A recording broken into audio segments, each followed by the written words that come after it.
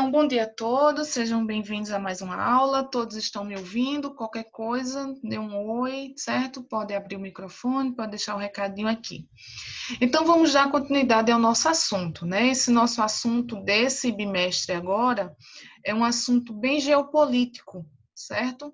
Onde nós iremos estudar não só a política mundial brasileira, né? A política externa, questão de globalização, mas assim também de outros continentes, né? Exemplo da Ásia, da África, da Europa e assim sucessivamente, tá bom? E daí a gente parte do início, né? Do pressuposto para até a gente chegar a essa questão mais detalhadamente brasileira, certo? E dar prosseguimento aos outros países, a gente parte do pressuposto de um mundo bipolar, né? Quem nunca ouviu falar na bipolaridade, né? Um mundo bipolar entre países do norte e países do sul, né? Países desenvolvidos, países menos desenvolvidos, países emergentes, né? Países que têm uma economia mais fragilizada. E essa nova ordem mundial, né, implica na revisão desses conceitos tradicionais, né, que vem sendo discutido dentro da geopolítica por décadas, né, que nos explicam, nos servem justamente para explicar essa organização geopolítica entre esses países, né, essa questão política, né, essa questão econômica dentro do espaço mundial, né, dentro desse espaço geográfico que é esse espaço territorialmente mundial, certo? Então, essa nova ordem mundial estuda justamente, né, essa questão desses interesses, dessa participação, certo? Dessa participação, dessa ordem mundial dentro desses elementos. E daí, né, a gente vê que, para que a gente entenda essa nova ordem mundial e esses interesses, que é justamente esse deslocamento do poder, porque, pessoal, lembra na aula passada, quando eu falava para vocês que, quando a gente fala de território, né, dentro do espaço geográfico, dentro da categoria da geografia, nós estamos relacionando esse território a um fator que é o poder, principalmente o poder econômico, né? Mas para isso existem outros elementos, como a gente pode ver aqui, ó, o deslocamento do poder dos arsenais nucleares e convencionais. Ou seja, dentro desse território vai se existir essa luta por poder. Mas para isso, né, quando fala em arsenal nuclear, né, que justamente esse arsenal cedeu espaço para a eficácia, a produtividade e a influência das economias, que constituem um dos mais notáveis fenômenos que acompanham a dissolução da Guerra Fria. Então, essa Guerra Fria foi justamente essa disputa entre países do Norte e países do Sul por essa questão do poder. Então, existem elementos estratégicos que é justamente o quê? A cobrança, o planejamento, a informação e o controle. Certo? Então, quando a gente fala de geopolítica, quando a gente fala de território, a gente tem que levar em consideração esses elementos, né? O planejamento para se fazer dentro desse território que se trabalha o arsenal bélico, né? O controle em cima desse arsenal, né? A informação, a cobrança. Então, esses elementos eles são fundamentais para o deslocamento dos interesses dessa nova ordem mundial. E daí a nova ordem mundial, além desses interesses, elas passam, né? A nova ordem passa por posturas de mudanças, né? Mudanças em sua postura. Um exemplo, o constante confronto bipolar, infelizmente hoje ainda existe, né? Por mais que essa nova ordem mundial ela esteja mais tenha-se uma maturidade, esteja mais disseminada, mas países do norte e países do sul, ou seja, países desenvolvidos e países emergentes, ainda vai existir, infelizmente, essa dicotomia, né? Então, esse confronto bipolar vai dar origem, né, lugar a essa multipolaridade das relações. Então, a gente deixa essa questão bipolar e entra para as questões da multipolaridade, desculpa, entre as relações, ou seja, entre esses países. É onde a gente vai ver os megablocos econômicos, os contornos supranacionais, a internacionalização, integração dos fluxos dos capitais, onde vai entrar a questão da globalização, certo? Então, essa questão de geopolítica, precisa-se que a gente se debruce mais sobre essa discussão, porque além de ser uma discussão atual, né? Hoje a gente discute muito dentro da geografia essa questão geopolítica, mas é uma questão que ela já vem de muitos anos sendo debatidos e até tendo-se um certo preconceito quando a gente fala de países do sul ou países emergentes. Então, é bom a gente ver que essa dicotomia ela foi um pouco quebrada e deu espaço nessa multifuncionalidade nesse espaço geográfico, certo? Essa multifuncionalidade, essa multipolaridade, principalmente das relações, esses blocos econômicos, né? Como que está hoje desenvolvido os blocos econômicos, e daí a gente vai chegar um pouquinho no Brasil para a gente entender toda essa dinâmica, certo? A nova ordem e o novo mundo bipolar, né? Então, nos anos, na década de 90, né, que veio ser disseminado esse estudo sobre essa nova ordem e esse mundo bipolar, né? Hoje, a gente, no século 21, né, a gente tem um século mais avançado, a gente entra para essa questão da multipolaridade. Então, quando a gente fala de critério de poder, a gente está relacionando o fator econômico, certo? E principalmente consolidando os blocos econômicos. Como se dá essa questão dos blocos econômicos, pessoal? Se dá justamente nessa inter-relação da economia, né? O Brasil mantém relações econômicas com países asiáticos, com países europeus. Então, essa nova ordem, esse mundo, né, desse mundo bipolar, quando a gente fala de critério econômico e na consolidação desses blocos econômicos, é justamente nessa inter-relação desses países. Então, o que caracteriza um mundo bipolar? Para que vocês entendam até a gente chegar à multipolaridade. O mundo bipolar são caracterizados como países inovadores tecnológicos, né? Países receptores tecnológicos, ou seja, eles importam, mas eles também são receptores dessa tecnologia. Por mais que eles sejam inovadores nesse fator tecnológico, mas eles ainda são excluídos tecnologicamente. Por quê? Olha a controvérsia aí.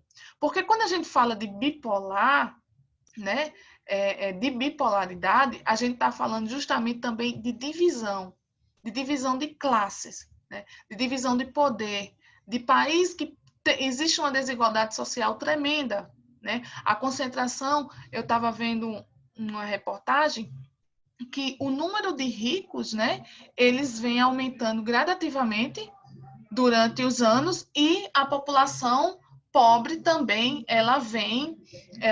a sua expectativa de vida também ela vem diminuindo, né? A qualidade de vida vem diminuindo. Então, isso é característica justamente desse mundo multipolar, desse mundo bipolar, dessa bipolaridade, né, dessa multipolaridade. Então, nós temos os países que são inovadores de tecnologia, então, temos países que são receptores de tecnologia e temos esses países que são excluídos tecnologicamente, né?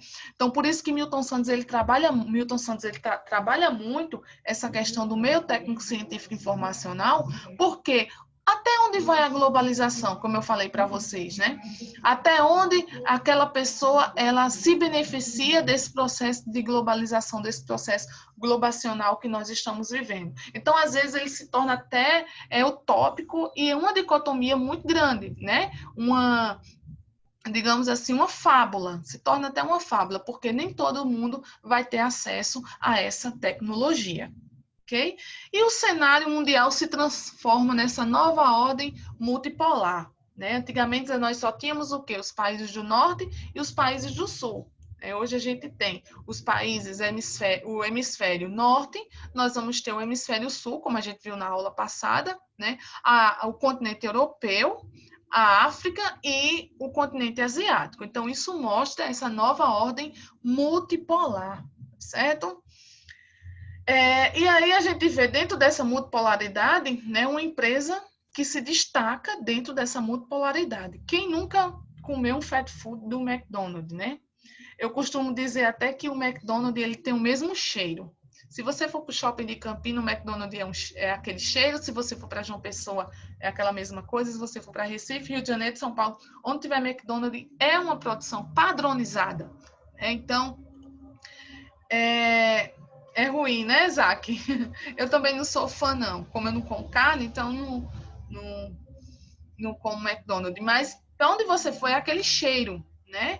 É aquele cheiro que é padronizado. Parece que as coisas preferem Burger King, muito bem, até o preço, né? Até melhor o Burger King. Enfim, então, como a gente fala de McDonald's, a gente fala dessa empresa, né?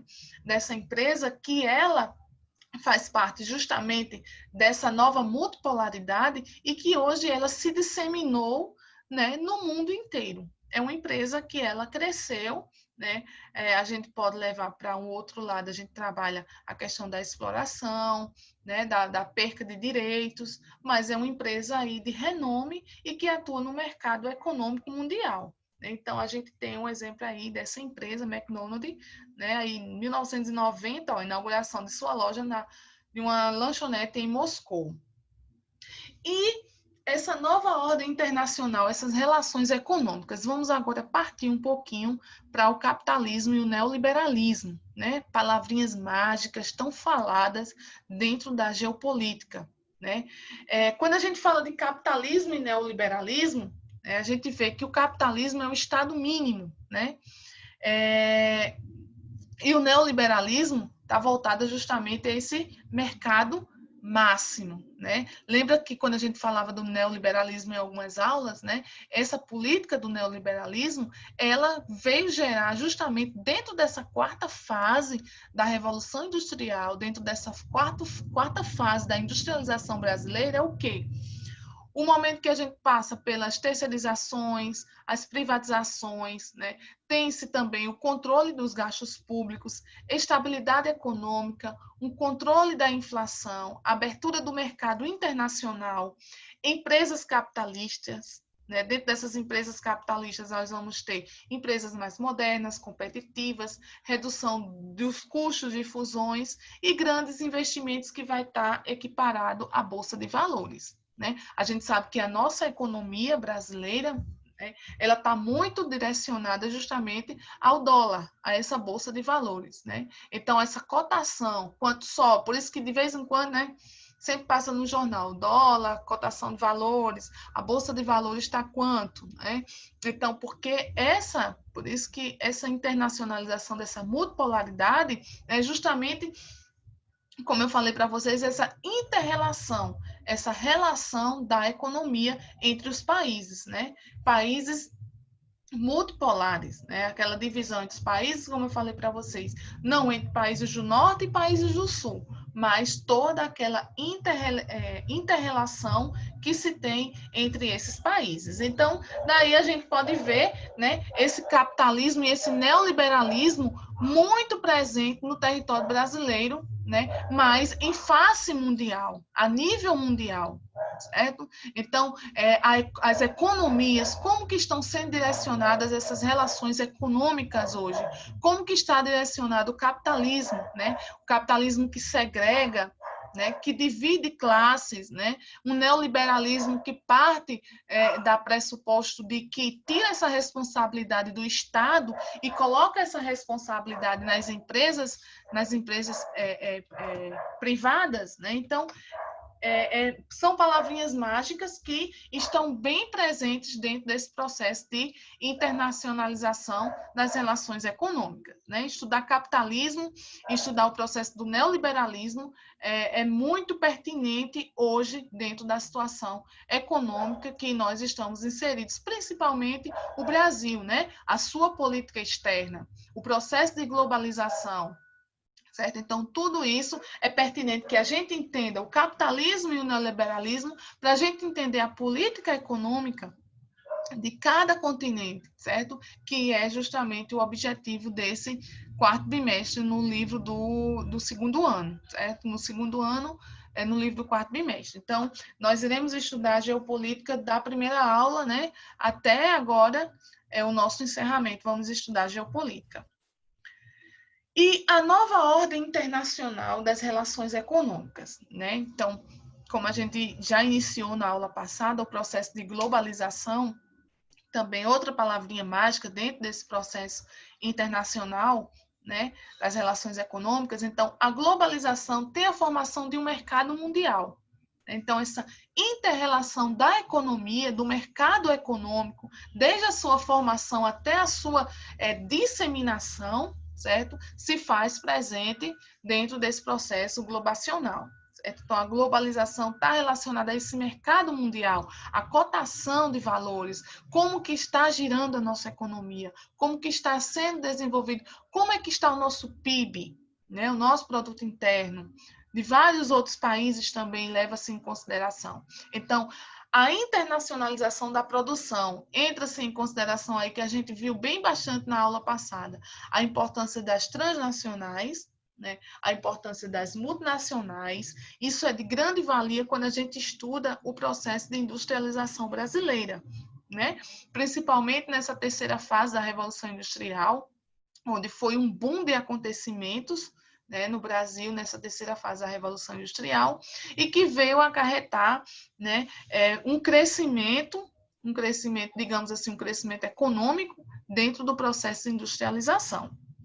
E com isso, né, com esse processo, dessa nova ordem internacional, com essas relações econômicas, o processo de globalização teve algumas características importantes, que foi o aumento de quê?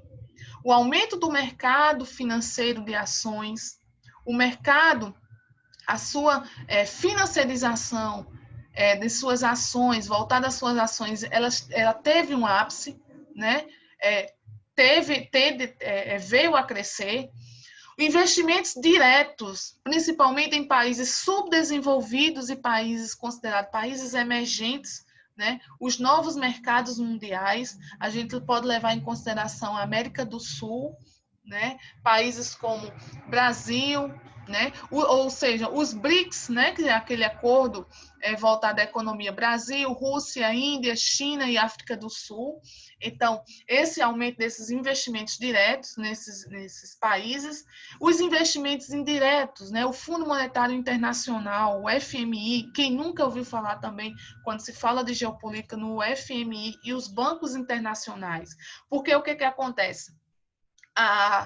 Quando um país está em crise, né? Existe justamente essa ajuda desses outros países que estão com sua economia mais firme, mais solidificada, a ajudar, né, a esses países que estão em crise. Então, através de empréstimos, né, através de investimentos diretos e até indiretos, certo? A outra característica também, o aumento, né, dentro da globalização, das disparidades internacionais. Infelizmente, quando a gente fala de multipolaridade, mas a gente ainda existe, certo? Esse aumento, essa disparidade, esse preconceito entre países do norte, né, e países do sul, países ricos e países pobres. O nacionalismo e a xenofobia, né, que é justamente a xenofobia, esse preconceito que se tem com imigrantes. A gente vai estudar também o processo de imigração, né, do Brasil com relação a outros países, certo? A xenofobia ainda é um assunto muito, um elemento muito pertinente que causa, né, um preconceito aí dentro desses elementos da nova ordem internacional e do processo de globalização, um fator que vem aumentando gradativamente a nível mundial, a crise ecológica, né? Esse impacto na nossa natureza, esse impacto da nossa sociedade dentro desses elementos ecológicos é exorbitante, é a olho nu, é nítido, né? Não só nos países emergentes, como a gente vem passando aqui né, no Brasil, mas até em outros países também. Então, essa crise ecológica ela é uma crise mundial e o desemprego estrutural. Então, vejam quantas coisas, né, quanto o aumento de elementos vem sendo considerável nesse processo de globalização. Então, quando vocês ouvirem nesse processo de globalização da nova ordem internacional, lembre-se que passa por uma crise ecológica mundial, por uma crise estrutural do desemprego, o nacionalismo e a xenofobia, né? A questão dos investimentos diretos e indiretos, a questão do exemplo do FMI, né? Os empréstimos àqueles países que passam por dificuldade, por crise, né? E o mercado financeiro de ações também vem aumentando com esse processo da globalização. Um exemplo, né, as mudanças.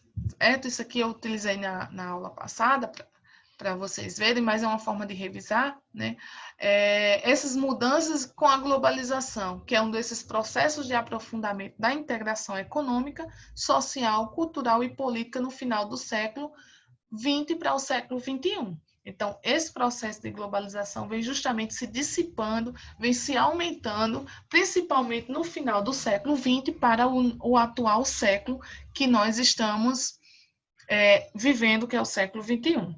É um fenômeno observado na necessidade de formar uma aldeia global, né, que permite maiores ganhos para os mercados internos já saturados. Então, isso mostra o quê? Essa inter-relação, principalmente dessas empresas multinacionais e dessas empresas transnacionais que fazem com que esse mercado, né, se forme essa aldeia global. Né? É como quando a gente estuda a hierarquização da urbanização. Né? Quando a gente estuda o espaço urbano, a gente pega a vila, a gente vê a aldeia, a vila, a pequena cidade, aí a gente vê uma cidade regional, uma metrópole, uma megalópole, uma cidade global. Então, vai interligando, né? As pessoas elas vão se relacionando, os fixos e os fluxos, né? Os fixos que são justamente essas empresas, né?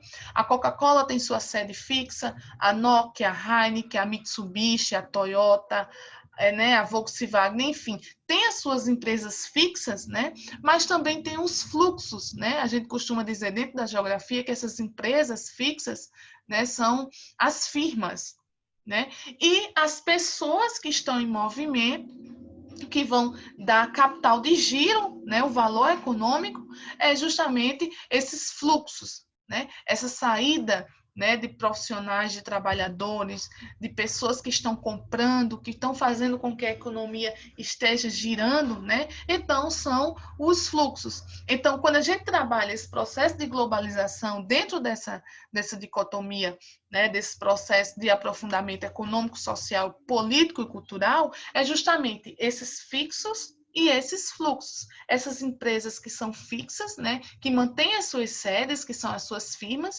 e essas pessoas que estão consumindo esses produtos, essas pessoas que estão comprando, que estão fazendo com que a economia ela esteja, né, em movimento, as pessoas que também estão trabalhando. Então, entra-se esse capital de giro. Então, esse processo de globalização, eu costumo dizer que é um processo dinâmico, né, um processo que está em movimento, né? É um dos processos que integram justamente esse tripé. Né? Quando a gente fala em desenvolvimento, a gente não pode falar só em desenvolvimento econômico. Né? A gente também tem que levar em consideração o social, o cultural, o ambiental. Né? É como a globalização. A gente leva em consideração a economia, o social, o cultural, o político, certo? E que tudo vem aí sendo desenvolvido nesses últimos anos, no final do século XX para esse início de século que nós estamos vivendo. E como elementos, como aspectos, nós temos a intensificação do comércio mundial. Olha aí o que ele nos levou como um exemplo, né? A Coca-Cola. Gigantes no comércio internacional. Aí vamos ter a participação em bilhões de dólares de empresas, né, de países que estão inseridos, né, empresas que estão inseridos nesses países. Nós vamos ter liderando, né, em nível de exportação de bens, nós vamos ter Alemanha, Estados Unidos, Japão, China e Grã-Bretanha. Né? Exportação de serviços, nós vamos ter os Estados Unidos, Grã-Bretanha, Alemanha, França, Espanha, Itália. Então, vejam que os países, né, desenvolvidos, eles vêm se destacando dentro dessa intensificação desse comércio mundial. E aí a gente depois vai chegar no Brasil, né?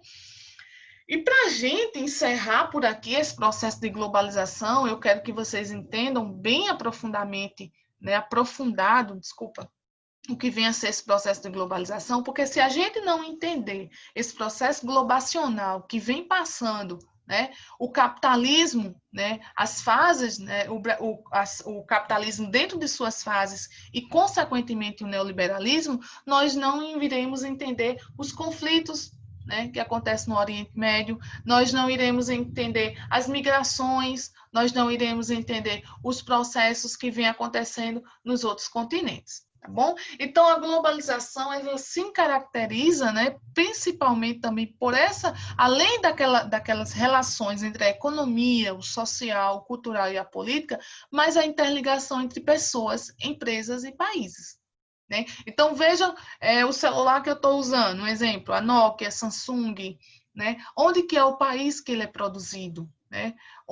De onde veio a produção de deixa eu ver, da Coca-Cola, né, da Heineken, a produção de carros da Toyota. Então, ele é internacional por isso, né? Porque ele é fabricado em alguns países e é exportado para outros e se torna internacional. A globalização por essa interligação de produtos, né, das empresas, das pessoas que estão utilizando e dos países que estão sendo participativos nesse processo.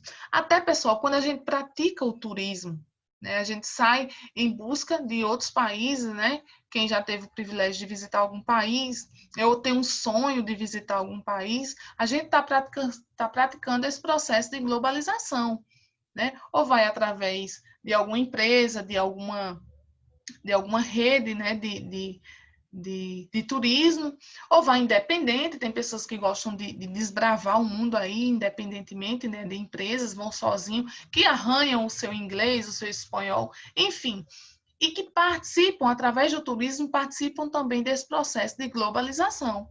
Porque a partir do momento que você pratica, né, essa prática turística, você está conhecendo a cultura, você está conhecendo a realidade, você está injetando economia naquele país. Então, tudo isso faz parte desse processo de globalização.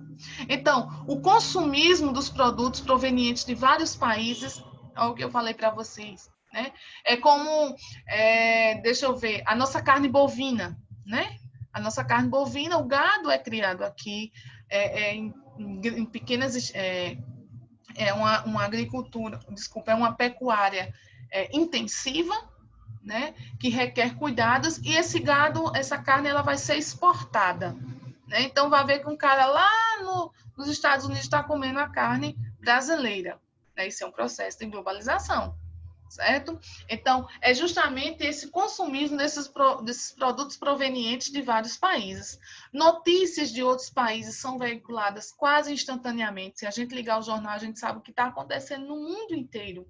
Na África, na Índia, continentes asiáticos, né? Que é um exemplo essa vacina, né? Que está sendo aí testada contra a Covid-19. Então, a gente vê particularmente informações do mundo inteiro, seja lá o jornal que você ligar. Então, isso é um processo de globalização.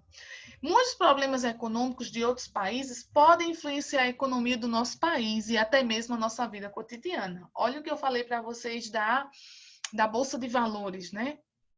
Eu falei para vocês do dólar, da oscilação dessa moeda, né? Então, isso interfere. Quando acontece alguma crise estrutural em outros países, principalmente aqueles países que importam aqueles produtos ou exportam, né? Então, existe essa correlação. Então, isso faz parte dessa dinâmica da globalização.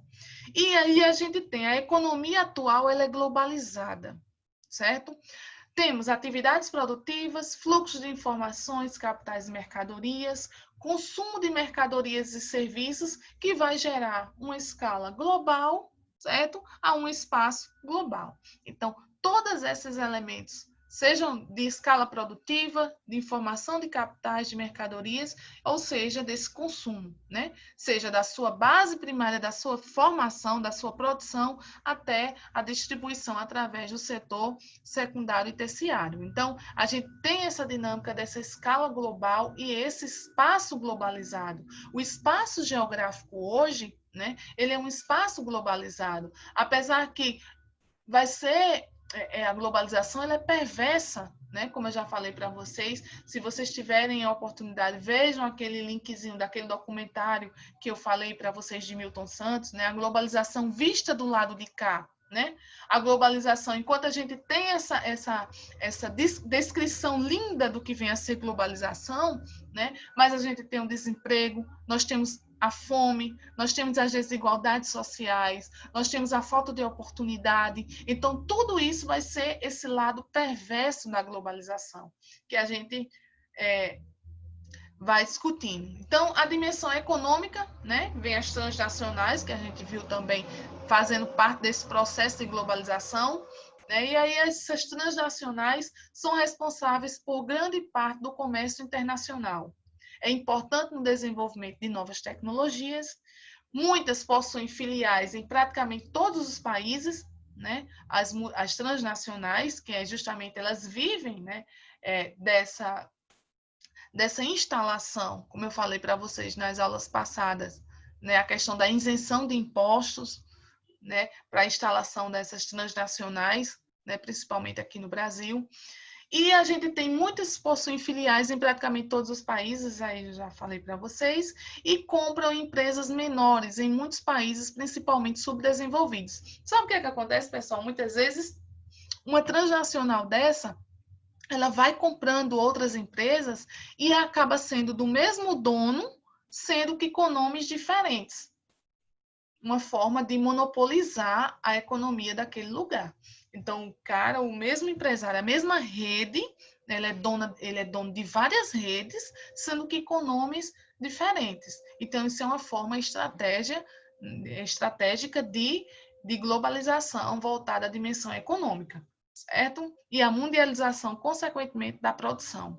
A maioria das sedes dessas empresas está situada nos países desenvolvidos. O que caracteriza, né, essa importância, né, essa busca por localizar essas empresas em países desenvolvidos?